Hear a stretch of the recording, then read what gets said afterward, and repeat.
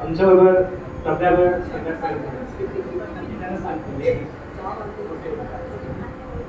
हे सगळ्यांचे ओळखीचे आहेत. श्री मनीष करवडे, राजा मानसिक दोन संगीत आणि श्री अंकुर धारकर, हे तसे तो वारीत वाजवतात पण गाण्यामध्ये पण तेवढीच रुची आहे त्यांची, म्हणून ते गाण्यातही त्यांनी आणि सौ धनश्री धारकर याही गाणं सौ रचना वैद्य यांच्याकडून शिकलेले आहे. सौ कुमारी वैभवी फडणीस या गाण्यात केला यांनी आणि स्मिता सहस्रबुद्धे आणि स्मिता महाजनी यांच्याकडनं गाण्याची शिक्षा घेत आहेत. सौ बेटी पराडकर, आपण सगळे ओळखतात, पंडित उमेश कंपूवाले यांच्याकडून या संगीताची शिक्षा घेतात. या दोघांबद्दल विशेषतः सांगू इच्छितो की पिंकी रॉय आणि अक्षत मिश्रा हे दोघंही हिंदी भाषिक आहे आणि मराठी अभंगाचे सगळे गाणे ऐकतात. त्यांचे जे पण संगीत आहे, म्युझिक आहे, ते तयार करून ऐकून जे नाही समजत आहे ते विचारतात आणि सगळे तयार हे संगीत ऐकून करतात. त्याच्याकरता एक जोरदार तयार झाला पाहिजे. आणि पुढच्या या कार्यक्रमाचा हे अंतिम अभंग आहे. आषाढी एकादशीच्या वारीचा उत्साह, टाळ मृदंगाचा गजर आणि ज्ञानोबा तुकारामच्या जयघोषाने गुंतून जाणारी पंढरी, तोच आनंद आज आपण या ग्वाल्हेरच्या विठ्ठल मंदिरात पंढरीनाथाच्या दरबारात घेतला आणि तसाच या गजरूपी अभंगाने आणखी घेऊया. हा अभंग अवघे गरजे पंढरपूर, चालला नामाचा गजर. गीत रचना अशोकजी परांजपे, संगीत निर्देशन पंडित जितेंद्र अभिषेकी, मूळ स्वर प्रकाश घांगरेकर आणि शौनक अभिषेकी. सादर करीत आहे श्री अंकुर धारकर.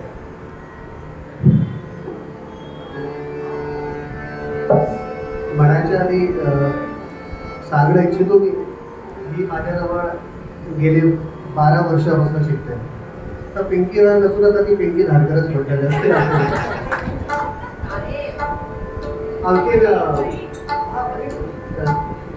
अक्षर हा माझ्याकडे गेलं 4 वर्ष, हा पण अक्षर धारकर म्हटलेला.